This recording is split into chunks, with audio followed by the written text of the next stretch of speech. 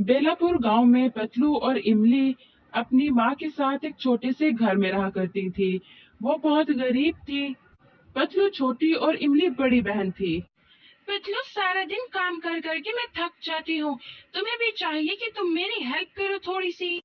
और तुम जानती हो इमली, मुझे काम करना बिल्कुल पसंद नहीं। ये काम तुम ही करो। पता नहीं पतलू तुम्हारा क्या होगा, तुम अपनी सगी बहन से हसद करती हो। पतलू एक मोटू नाम की लड़के को पसंद करती थी, जो कि काफी हैंडसम, डैशिंग और काफी रिच था, जो किसी भी लड़की का क्रश हो सकता था।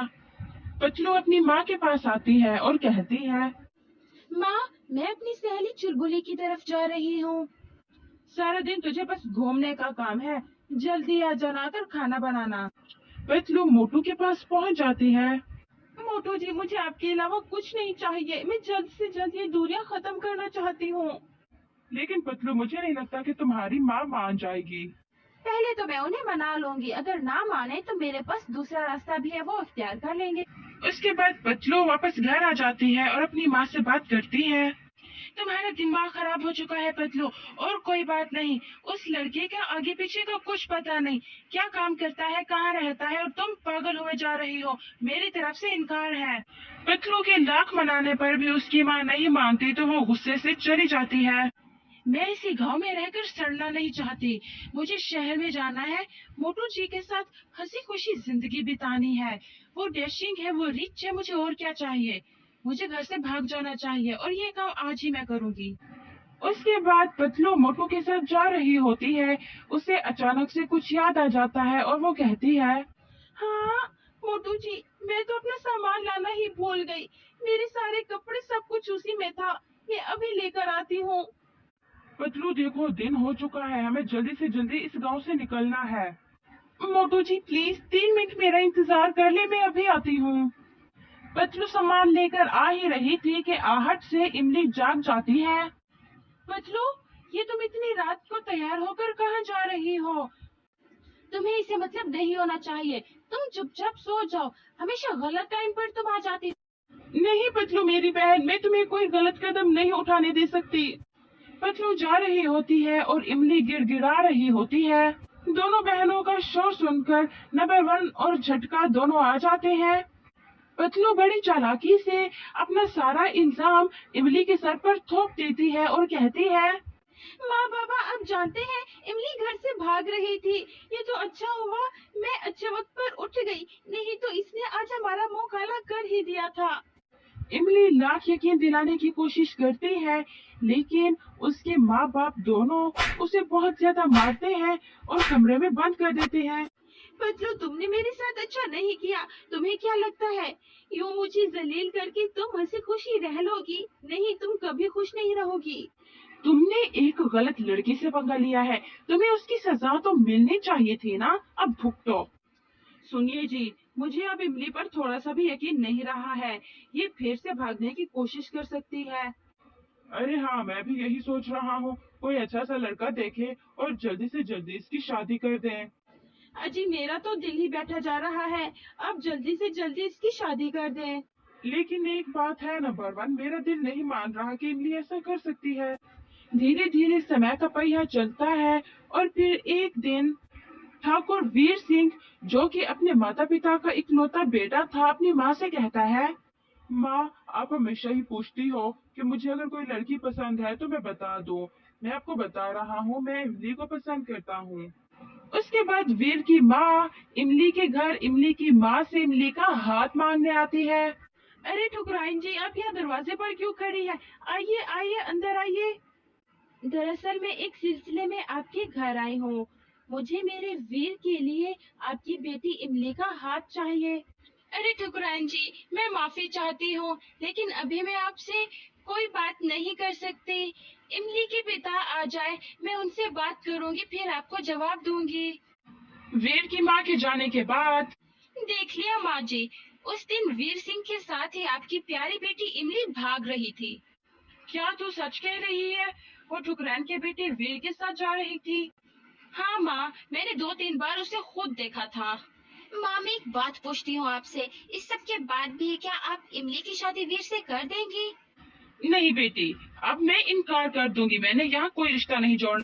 रात को जब इमली का पिता काम करके वापस घर आता है तो अजी सुनते हैं, आज ठाकुर वीर सिंह की माँ इमली का रिश्ता लेकर आई थी वीर के लिए। अरे क्या तू सच कह रही है? हमारे तो भाग ही खुल गए। नहीं जी, हमारी बेटी सी वीर के साथ ही भाग रही थी। मैं ये रिश्ता नहीं जोड़ना चाहती। हाँ, क्योंकि तेरा दिमाग खराब हो चुका है। इस रिश्ते से खबरदार जो तूने इनकार किया।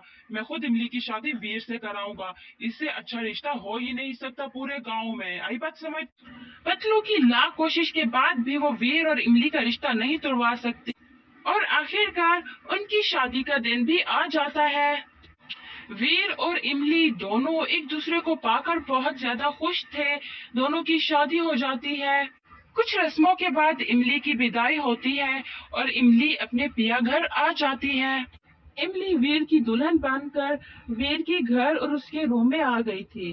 उसके बाद दूसरे दिन जब इमली वीर के साथ अपनी माँ से मिलने घर आती है, तब पतलू पोछा लगा रही थी। तुम्हें क्या लगता है तुमने बहुत बड़ा तीर मार लिया है वीर सिंह से शादी के बाद?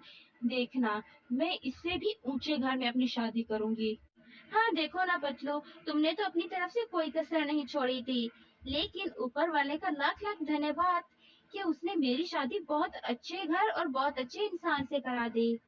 इमली जी, वीर कोई इंसान नहीं, कार्टून है, आप ये भूल रही हैं।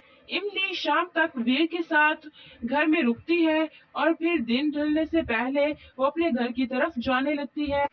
मैंने लाख कोशिश की कि इस इमली की शादी वीर से ना हो, लेकिन शादी हो गई।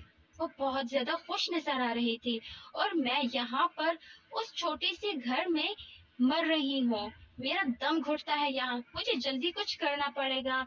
धीरे धीरे समय गुजरने लगता है और फिर एक दिन जब इमली अपने मैके वापस आती है और अपने कमरे में जाती है, वो वीर से बात कर रही थी, तभी पतलू आ जाती है।